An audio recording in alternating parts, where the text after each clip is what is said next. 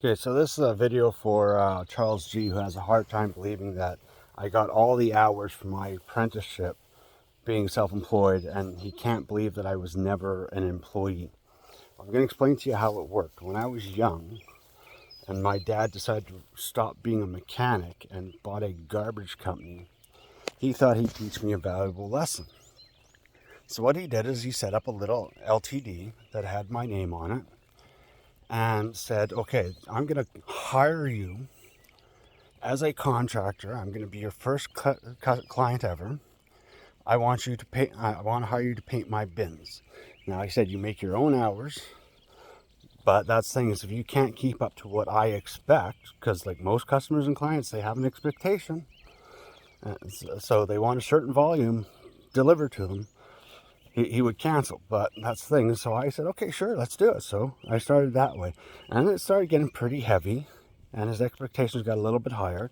And I actually hired friends from school to come work for me, and I paid them. My company paid them. Now, I got lucky. My father set me up with an accountant that was cat's meow and really good at what he did. And that's all I've done. Like, I've always let an accountant handle my books. I never handled my books. My accountant and my sister would handle all my books.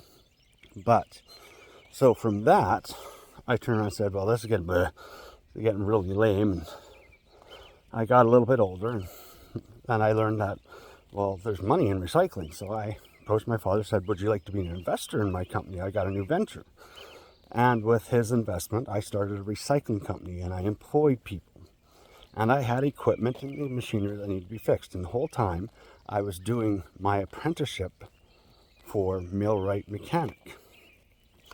So the nice thing is, though, is my father wrote off hours for me for stuff that I did working on my equipment and the vehicles that my company owned, and also other little projects that I did on the side. And sometimes he turned around and said, well, I don't have time to fix my truck, so I'm going to hire you to come over and work on my truck. So I got a lot of hours that way.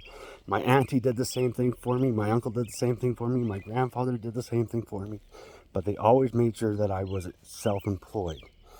And they acted as clients and customers to teach me this. So I got tired of the recycling thing. I asked my dad to buy me out, and he did. Now I was very close to finishing my apprenticeship for millwright mechanics now. I just need some more hours. So I started contracting for TransAlta and also our Angus Caterpillar. And that's the thing is, but it's like I need a red seal.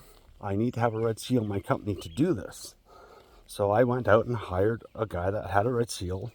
I had tools and equipment, and I had the money to do this. So I did that. And the company kind of grew quite well, and I had a couple other people that worked for me and we did pretty good. And then from that, I said, well, I want to broaden my horizons a little bit. So I started a handyman company, a call-in handyman company.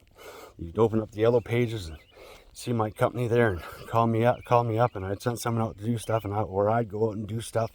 I was always out in the field working too. I wasn't sitting in an office behind a desk. I was out working. And I hired people that were ticketed and certified, and I learned from them.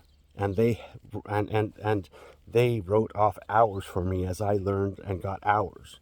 So every hour that I worked got logged as an employer, learning from their employees.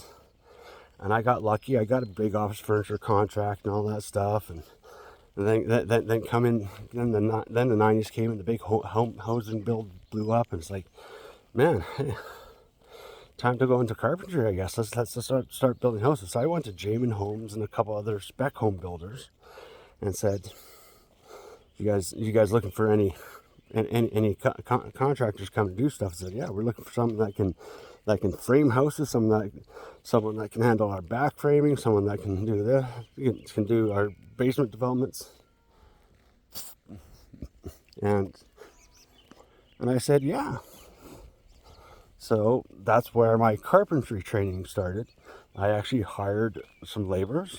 I got tools and equipment, some trailers with gear and all that, and started building, and I started learning how to do carpentry, and I got my hours from the skilled, certified, licensed tradesmen that worked for me, and eventually went and did the exam and passed. But I've never had an employee, or a boss. I had customers and clients. And my father did that for me. He started me on that path. He wanted to make sure that I was successful. Because when I was a child, I had some issues. Like I had a really bad accident that screwed my future, but my dad saved my future by doing this for me.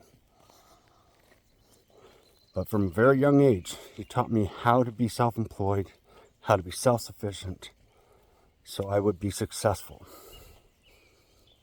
So there's your explanation for you. No, I never had a boss. No, I've never had an employer. All I've ever had is customers and clients.